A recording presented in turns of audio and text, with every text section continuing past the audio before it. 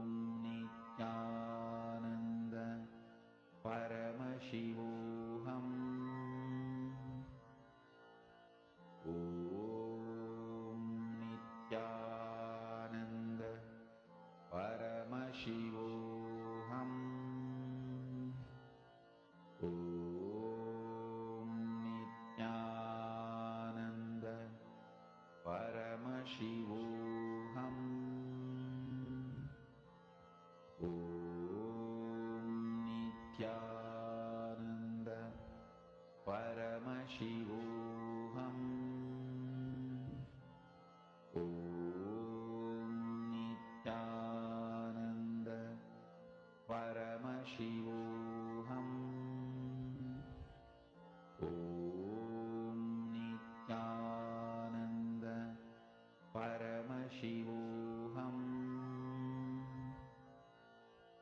Om Nithyananda Paramashivoham. Om Nithyananda Paramashivoham. Om Nithyananda Paramashivoham. Om Nithyananda Paramashivoham. Om Nithyananda Paramashivoham. Om Nithyananda Paramashivoham. Om Nithyananda Paramashivoham. Om Nithyananda Paramashivoham. Om Nithyananda Paramashivoham. Om Nithyananda